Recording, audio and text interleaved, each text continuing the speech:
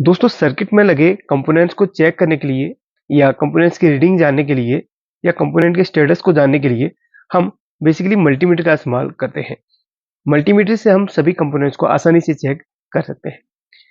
लेकिन एक ऐसा डिवाइस भी है जिससे कंपोनेंट का नाम भी हम मालूम कर सकते हैं, उसकी एक्यूरेट रीडिंग भी मालूम कर सकते हैं, जो कि मल्टीमीटर से थोड़ा सा एडवांस काम करता है। लेकिन ये सिर्फ कंपोनेंट्स को चेक करने के लिए ही इस्तेमाल किया जाता है।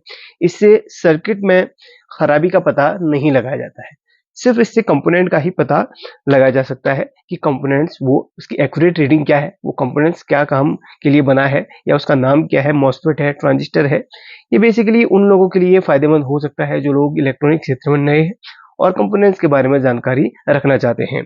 तो इस डिवाइस के बारे में थोड़ा सा मैं आपको जानकारी दूंगा। इसको मल्टी फंक्शन टेस्टर बोलते हैं और ये अलग अलग तरीके से मार्केट में मिलता है और अलग अलग रूपों में भी मिल जाता है। अलग अलग आपको किसी अलग कंपनी का अलग टाइप का देखने के लिए मिल जाएगा। फिलहाल मेरे पास ये नॉर्मली यही वाला है। इससे बहुत सारी चीजें हम आसानी से उसका पता लगा सकते हैं, जैसे कि हम इससे मॉसफेट, ट्रांजिस्टर्स, यानी कि ट्रांजिस्टर्स की कैटेगरी में जितने भी आते हैं उसका हम पता लगा सकते हैं कि उसकी वैल्यू क्या है, उसका नाम क्या है, वो मॉसफेट है या ट्रांजिस्टर है या बीजेटी है या वो आईजीबीटी है। हम इससे डायोड की एक्यूरेट वैल्यू पता कर सकते हैं, हम रेजिस्टेंस की एक्यूरेट वैल्यू पता कर सकते हैं, जेनर डायोड का वोल्टेज पता कर सकते हैं और इसके साथ साथ हम किसी भी रिमोट के कोड को पता कर सकते हैं। रिमोट का जो जिस बटन को आप दबाएंगे उसका जो कोड होगा उसको डिकोड करने के लिए भी इस डिवाइस का इस्तेमाल किया जाता है। बहुत सारी चीजों में इस डिवाइस का इस्तेमाल आप कर सकते हैं। तो चलिए आज मैं आपको चलाना सिखाऊंगा। छोटी सी वीडियो है, ज्यादा लंबी वीडियो नहीं है। अब सबसे पहले तो मैं यहाँ पर नॉर्मल इसको चलाते कैसे हैं, देखिए इसमें बहुत सारे आपको स्लॉट दिए गए हैं।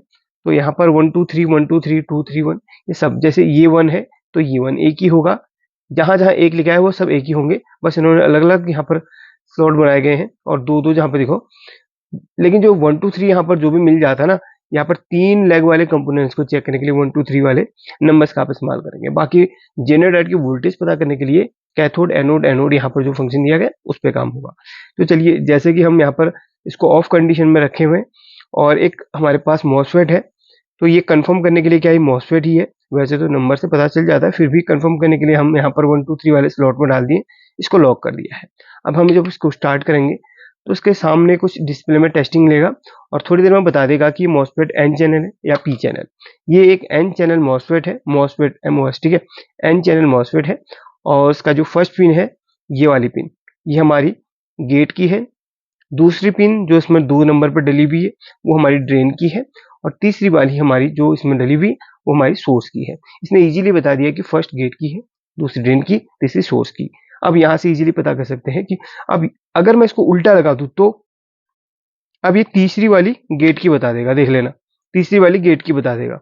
देखिए तीसरी वाली इसने गेट की बता दी है क्योंकि हमने वो गेट की पिन इधर पे, ये देखिए गेट की फर्स्ट वाली है ना, वैसे फर्स्ट वाली होती है लेकिन ये इसने तीसरे वाले नंबर पर गेट की पिन दिखा दी है। तो इस तरीके से आसानी से हम पता लगाएं। आप कैसे भी इसको उल्टा सुल्टा लगाएं तो ये बता देगा कि 3 नंबर में जो पिन डली वो गेट की है, 2 नंबर में डली है जो हमारी ड्रेन की है, फर्स्ट नंबर में जो डली है वो सोर्स की है। बाकी इसका जो वोल्टेज, बाकी जो भी इसके ओम्स, मिलीवोल्ट, जो भी इसका जो रीडिंग है वो सामने आपको दिख रहा होगा। अब एक डायोड की अगर हम टेस्टिंग करेंगे तो इसमें हमें फर्स्ट या दूसरे या तीसरे किसी में भी आप इसको रखेंगे तो खुद रीड करके बता देगा कि हमने किस स्लॉट में इसको डाला है, ये खुद बता देगा। पर डायोड का एनोड पॉइंट 3 नंबर में हमारा डला हुआ है, कैथोड पॉइंट फर्स्ट नंबर पे डला हुआ है। अगर हम वैसे अगर इसको उल्टा कर देते तो फिर आप देखें, ये देखिए फर्स्ट नंबर पे इसका कैथोड पॉइंट है, 3 में इसका एनोड पॉइंट है। अगर 3 की जगह मैं 1 और 2 में डालूं तो ये देखिए अभी आप फिर दिखा देगा फर्स्ट और सेकंड नंबर पे, फर्स्ट में कैथोड, सेकंड में एनोड। और इसका जो रीडिंग है वो देखिए 668 इसकी रीडिंग, जैसे हम मल्टीमीटर चेक करेंगे 668 इसकी रीडिंग आएगी। तो डायोड को चेक कर सकते हैं। अब इसी तरीके से हम एक रेजिस्टेंस या रजिस्टर को चेक करेंगे। किसी भी 2 आप खांचों में डाल दीजिए और इसको टेस्टिंग मोड में डाल दें तो यहाँ पर रजिस्टर की रेजिस्टेंस आपको दिखा देगा। ये 10 ओम्स का रेजिस्टेंस है। अगर किलो ओम का होता तो 10 के, अगर 100 के का होता तो 100 के, 1 मेगा ओम का तो 1 एम करके लिखा हुआ आ जाता, तो रजिस्टर आसानी से चेक हो जाता है। यहाँ पर स्पेशल हम जेनर डायोड का चेक करेंगे, इसकी वोल्टेज क्या है। वैसे तो 18 वोल्ट का ये जेनर है, C18 इसमें लिखा हुआ है। तो यहाँ पर से टेस्ट करेंगे। देखिए इसमें कैथोड एनोड देख के लगाना है। एनोड जो होता है यानी कि जो पॉजिटिव होता है इसका ये वाला होता है, कैथोड इसका ब्लैक वाला होता है। तो कैथोड में के एनोड में ए डाल देंगे और इसको हम इस तरीके से चेक करेंगे। थोड़ी देर में बता देगा कितने वोल्ट का है। देखिए 18 वोल्ट का हमारे जेनर डायोड है, जेनर से लिख दिया।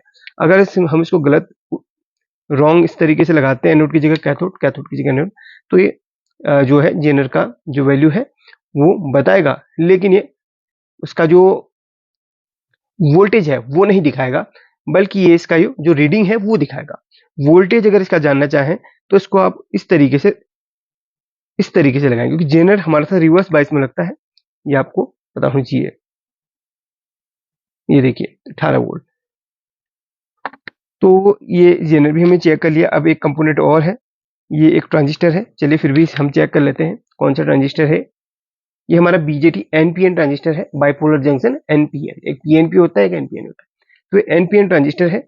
बाकी फर्स्ट वाला इसका बेस का लेग है, और दूसरा हमारा कलेक्टर का लेग है, और तीसरा हमारा अमीटर का लेग है। इसमें लिखा हुआ BCE। बाकी इसकी HFE वैल्यू 101 है। बाकी यहाँ पर आप देख सकते हैं इसकी जो रीडिंग दिखनी चाहिए। तो एक एनपीएन ट्रांजिस्टर हमने देख लिया। अब चलिए इसको हम देखते हैं कौन सा है, ट्रांजिस्टर ही है या कुछ और है। ये भी एनपीएन ट्रांजिस्टर है। दूसरी वाली इसकी बेस की, फर्स्ट वाली इसकी कलेक्टर है।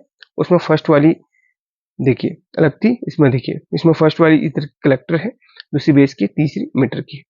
अब देखिए एक और ट्रांजिस्टर है, उसको भी हम चेक करेंगे। इसकी लेग थोड़ा सा हम फैला देते हैं, तो उसको भी हम चेक करेंगे ये कौन सा है। एनपीएन है, पीएनपी यहाँ पर दिखा देगा ये।